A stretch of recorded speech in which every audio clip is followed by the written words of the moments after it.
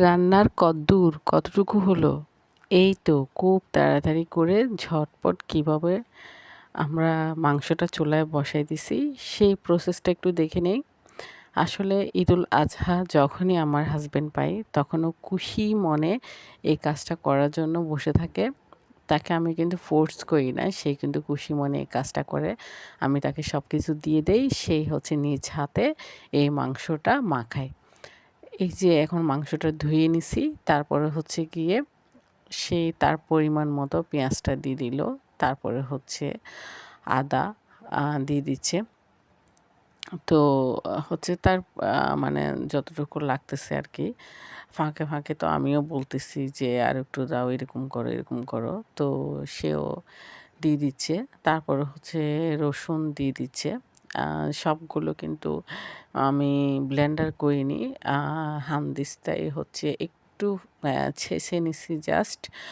তারপরে হচ্ছে গিয়ে গোটা মসলাগুলো আ দিয়ে দিলাম। তো আমি তাকে দিয়ে দিচ্ছি আর সে হচ্ছে আ সে সব দিয়ে দিচ্ছে। আসলে এইরকম কাজে কিন্তু অবশ্যই ২ জন মানুষ লাগে। যেহেতু একজনের পক্ষে সবকিছু নেওয়া আবার দেওয়া একটু কষ্ট হয়ে যায়। তো যাই হোক ও থাকলে কিন্তু আমার খুব সুবিধা হয়। তো অনেকটা পরিমাণে জিরা দিয়ে দিলাম। তারপরে হচ্ছে ধনিয়ার গুঁড়া দিয়ে দিচ্ছি। ধনিয়ার গুঁড়াটাও একটু বেশি পরিমাণে দিয়ে দিলাম। প্রায় ২ টেবিল চামচ মতো। আর হচ্ছে একটু কম ১ টেবিল চামচ মতো জাস্ট লাল মরিচ গুঁড়া আর হলুদ গুঁড়া কিন্তু একটু বাড়িয়ে দিয়েছি। অর্থাৎ হচ্ছে ১.৫ টেবিল চামচ হচ্ছে দিলাম।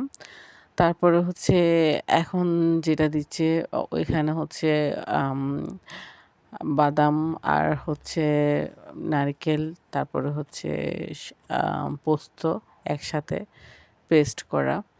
এরপরে হচ্ছে সরিষা দিয়ে দিলাম। তারপরে হচ্ছে গিয়ে স্বাদমতো তো লবণ অবশ্যই দিতে হবে।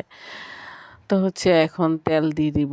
আসলে এই রান্নাতে মানে গরুর মাংস রান্নাতে এমনিতে কোরবানির মাংসতে তো দেই, কিন্তু এমনিতে গরুর মাংস রান্না করার সময় আমার সরিষার তেলটা খুব ভাল লাগে। তো সরিষার তেল দিয়ে তারপরে হচ্ছে আবার রান্নার রেগুলার সয়াবিন তেলও দিয়ে খুব ভালো মতো এখন ও মাখা-জোখা করে নিচ্ছে।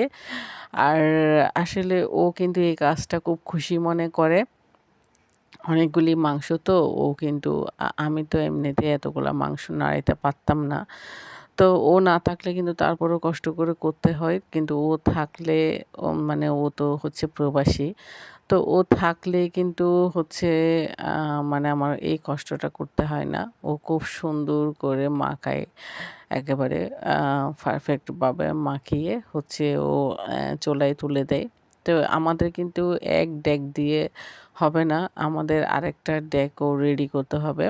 তো এখন জাস্ট ও হাত ধোয়া যতটুকু পানি দিছে অতটুকু পারফেক্ট।